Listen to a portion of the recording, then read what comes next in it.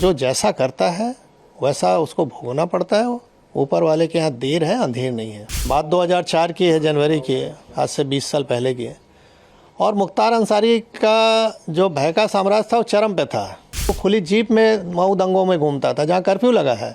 उस समय मैंने लाइट मशीन गन रिकवर की। आज तक उत्तर प्रदेश में केवल एक ही रिकवरी है, न उसके पहले कभी हुई, न 20 साल हो गया अब तक हुई है। उस पर पोटा भी लगाया क्योंकि पोटा एग्जिस्ट करता था।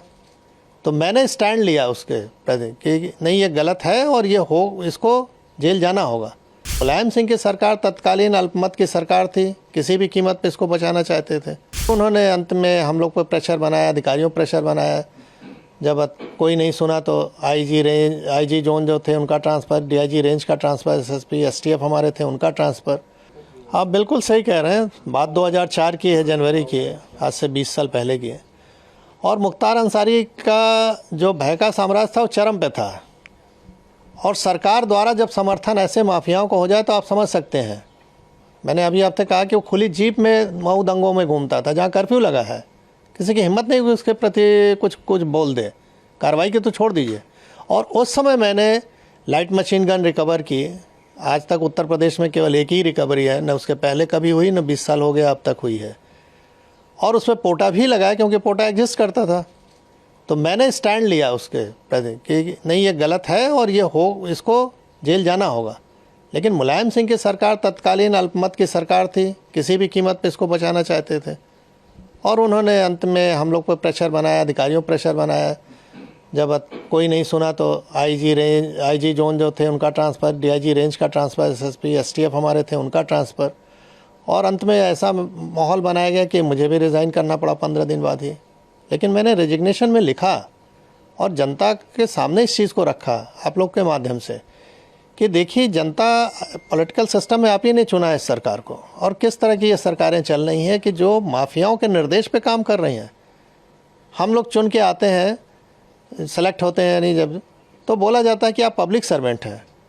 आम बोलचाल की भाषा में हम कहते हैं गवर्नमेंट सर्वेंट है और हो गए हम पार्टी के एजेंट अगर काम करें जिस तरह से वो कह रहे हैं।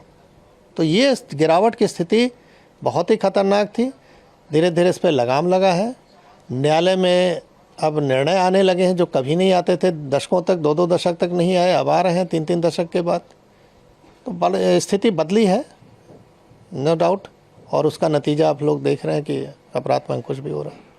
सर, क्या लगता है उस समय कितनी बड़ी चुनौतीपूर्ण रही कार्रवाई जो मुख्तार अंसारी पे आपने की, और आज जिस तरह से आपने कहा न्यायालय में निर्णय आ रहे हैं, कानून व्यवस्था जिस तरह से है, उस समय अगर वो ऐसा रहता तो क्या उस समय मुख्तार अंसारी पे कार्रवाई हो सकती? नहीं, स्वाभाविक है। अगर शासन प्रशासन, हम तो किसी सपोर्ट की भी उम्मीद नहीं करते थे। हम तो अपने दम पे रिकवर किया, मैंने अपनी टीम के साथ। तो हमको सपोर्ट की ज़रूरत नहीं है। हमको तो हम ड्यूटी है मेरी, हम कोई मेहरबानी नहीं कर रहे थे किसी पे। हमारी ड्यूटी है कि ऐसे असामाजिक तत्वों को रोका जाए जो जनता के लिए कहर बन सकते हैं। तो मैं तो अपनी ड्यूटी कर रहा था। अगर मुझे ये ड्यूटी केवल करने दिया जाता, मुझे सपोर्ट की कोई ज़रूरत नहीं। सपोर्ट तो सिस्टम बना हुआ है गवर्नमेंट के कि हमको फोर्स दे रखा है, हमको आर्म्स एम्युनिशन दे रखा है।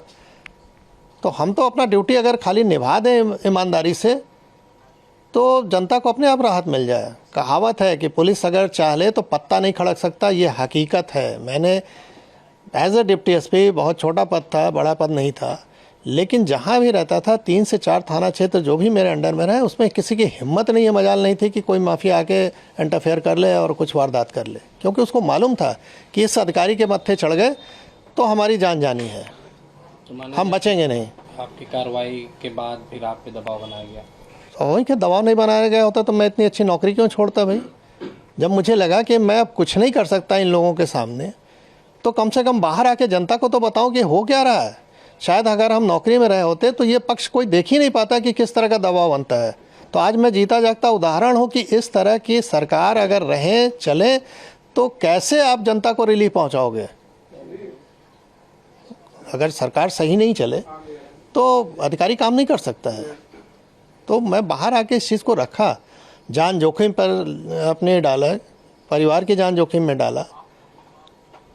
स्वाभाविक है कि अच्छी नौकरी के बाद हम कहीं अगर नौकरी प्राइवेट भी ज्वाइन करने तो इनके कॉल चले जाते थे कि इनको निकालिए अपने यहाँ से। किराए का मकान नहीं मिलता था, रात में सामान कहीं लेके रख दिया तो सवेरे वहाँ से खाली करना पड़ता था। तो ये सब चीज़ें देखी, लेकिन अब उस पर ज़्यादा नहीं बोलना है। हाँ, ये है कि जो जैसा करता है वैसा उसको भोगना पड़ता है। ऊपर वाले के यहाँ देर है अंधेर नहीं है। 20 साल का समय लगा, लेकिन वो अपनी मौत मरा। जो डर दूसरों पे कायम किया था वो डर उस पर हावी हो गया और अंत में हार्ट अटैक से उसकी मृत्यु हुई। सर कहा जा रहा है कि मुख्तार अंसारी की मौत पर पूर्वी उत्तर प्रदेश में बवाल हो सकता है, माहौल ख़राब हो सकता है। मैं एज ए जो पुलिस का अनुभव मेरे पास है, शासन प्रशासन का, मैं दावे के साथ कह सकता हूं कि कहीं कुछ नहीं होगा। इसलिए नहीं होगा कि लोगों को मालूम है कि अगर हमने कानून हाथ में लिया तो सरकार सख्त है, हम पे कार्रवाई हो जाएगी। और कोई नहीं है ये सब करना चाहता है। वो तभी करते हैं जब शासन प्रशासन का सह होता है। अगर सह न रहे ना तो हिम्मत नहीं है कि एक पत्ता भी खड़क जाए।